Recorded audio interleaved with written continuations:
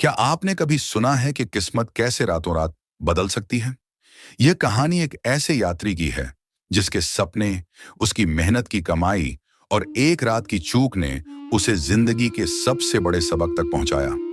8,000 साल पुराने जमाने में जब रेगिस्तान के रास्तों पर काफिले चलते थे और सराय में अनजान चेहरे एक दूसरे पर भरोसा करने को मजबूर थे, एक गरीब मजदूर की कहानी आपको हैरान कर देगी। क्या वह अपनी खोई हुई पूंजी वापस पा सका या फिर किस्मत ने उसके साथ और कोई खेल खेला? आइए इस रहस्यमयी और दिलचस्प सफर में शामिल हों, जहां हर मोड़ पर एक नया सबक इंतजार कर रहा है। कहानी रेत के रास्तों का रहस्य। अस्सलाम वालेकुम मेरे प्यारे दोस्तों, यह कहानी है एक ऐसे दौर की जब रेगिस्तान के रास्तों पर ऊंटों के काफिले चलते थे और हर मुसाफिर की गठरी में उसकी जिंदगी की पूरी कमाई बंधी होती थी।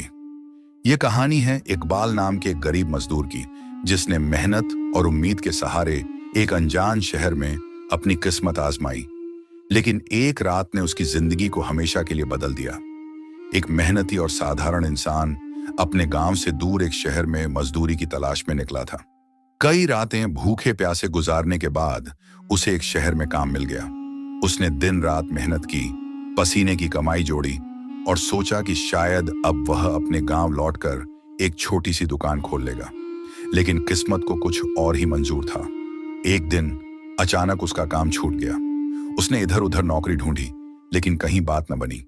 मजबूरन वह अपनी जमा पूंजी खर्च करने लगा और दिल में सोचने लगा, परदेश में जिंदगी बसर करना कितना मुश्किल है। मेरी कमाई जल्द खत्म हो जाएगी और मैं फिर से खाली हाथ रह जाऊंगा। माह ए रमजान शुरू हो चुका था और इकबाल का नाम भी उसकी तरह नेक और उम्मीद से भरा था। उसने सोचा, यह महीना पवित्र है और मेरा नाम भी रमजान के साथ जुड़ा है। क्यों ना मैं अपने गांव लौट जाऊं और बची खुची पूंजी से कोई छोटा मोटा व्यापार शुरू कर दूं। उसने उसी रात अपनी गठरी बांधी, जिसमें उसकी सारी कमाई 1,25,000 दीनार और कुछ कीमती सामान जो 300 दीनार के बराबर था छुपा रखा था। वह अपने साथी यूसुफ के पास गया, जो उसी की तरह एक मुसाफिर था। दोनों एक किराए के मकान में साथ रहते थे। इकबाल ने यूसुफ को अलविदा कहा, खुदा हाफिज भाई, मैं अपने वतन लौट रहा हूं। फिर वह शहर के बाहर एक कारवां सराय में पहुंचा, जहां वह अगली सुबह काफिले के साथ अपने गांव रवाना होने वाला था।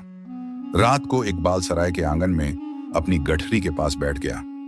वहां मुसाफिरों की चहल पहल थी। कुछ अपनी गठरियां बांध रहे थे, कुछ बातें कर रहे थे।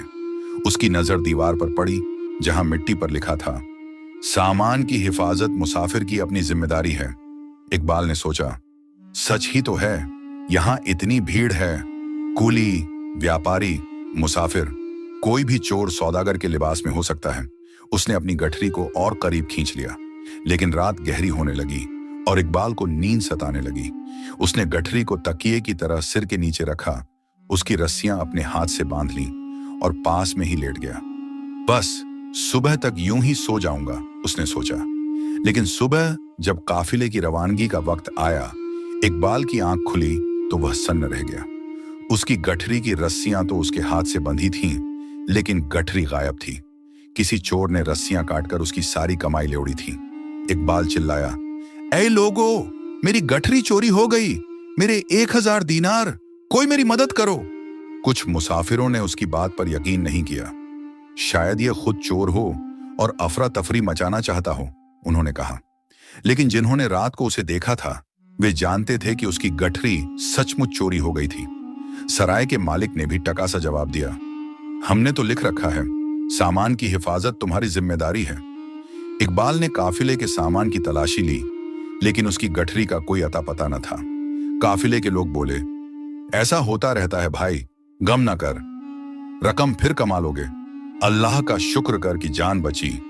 उन्होंने उसे कुछ मदद का वादा किया ताकि वह अपने गांव पहुंच सके, लेकिन इकबाल का दिल टूट चुका था। खाली हाथ अपने गांव लौटना मुझे मंजूर नहीं, मैं यहीं रहूंगा और अपनी रकम तलाश करूंगा। वह शहर की ओर लौट पड़ा, लेकिन उसका मन नहीं मान रहा था कि अपने पुराने ठिकाने पर जाए। मैंने तो यूसुफ को अलविदा कह दिया था, अब उसे क्या मुंह दिखाऊंगा। मेरी मेहनत की कमाई एक रात में चली गई। वह चलते चलते उस मस्जिद के पास पहुंच गया, जहां उसने शहर में पहली रात गुजारी थी।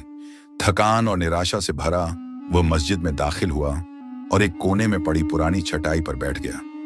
वह सोच में डूबा था और खामोशी के बीच उसे नींद ने घेर लिया। अचानक टिक टिक की आवाज से उसकी आंख खुली।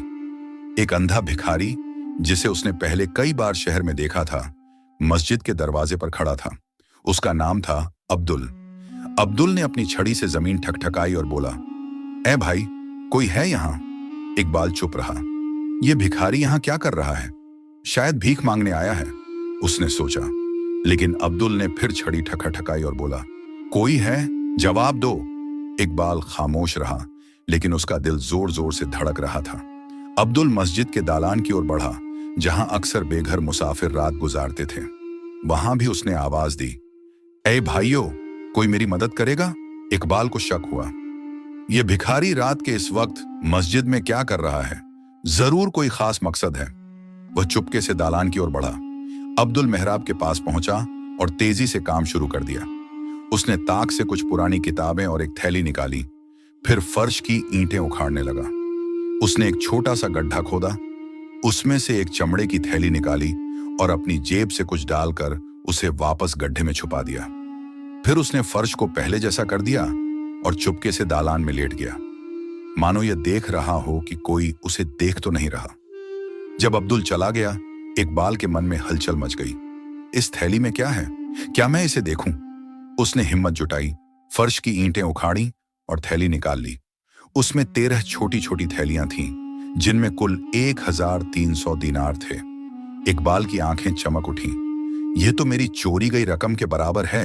शायद अल्लाह ने मेरी मदद की है।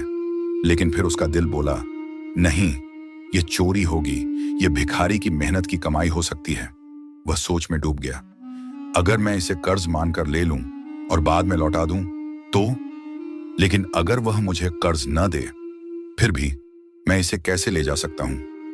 आखिरकार उसने अपने मन को तसल्ली दी, अल्लाह ने मुझे यह मौका दिया है, मैं इसे लूंगा और बाद में लौटा दूंगा। इकबाल ने थैली बगल में दबाई, 300 दीनार से जरूरी सामान खरीदा और बाकी 1000 दीनार अपने कपड़ों में छुपा लिए। वह अपने पुराने ठिकाने पर नहीं गया और शहर छोड़ने की तैयारी करने लगा, लेकिन उसका दिल शर्मिंदगी से भरा था। अगले दिन वह शहर में घूम रहा था, तभी उसने अब्दुल को देखा। वह गुनगुना रहा था और खुश लग रहा था। इकबाल ने सोचा, शायद उसे अपनी रकम के गायब होने का पता नहीं चला। वह चुपके से अब्दुल का पीछा करने लगा। रात को अब्दुल फिर मस्जिद पहुंचा और वही काम दोहराने लगा। जब उसने गड्ढा खोदा और थैली न पाई तो उसने अपना सिर पकड़ लिया, लेकिन कुछ न बोला। उसने अपनी जेब से एक छोटी थैली निकाली, उसे गड्ढे में रखा और फर्श को पहले जैसा कर दिया। इकबाल ने सोचा, यह भिखारी इतना शांत क्यों है? क्या उसे रकम की परवाह नहीं? वह डर गया कि कहीं अब्दुल उसे ढूंढ न ले, लेकिन उसने खुद को तसल्ली दी और शहर छोड़ दिया। इकबाल अपने गांव लौटा और 1300 दीनार से व्यापार शुरू किया। खरीद फरोख्त शुरू की और उसका कारोबार चल निकला। 2 साल बाद वह हाजी इकबाल बन गया और मक्का की यात्रा पूरी की। अब उसका दिल बोला, मुझे अब्दुल को ढूंढकर उसकी रकम लौटानी चाहिए और माफी मांगनी चाहिए। 3 साल बाद एक दिन बाजार में उसकी मुलाकात अब्दुल से हो गई।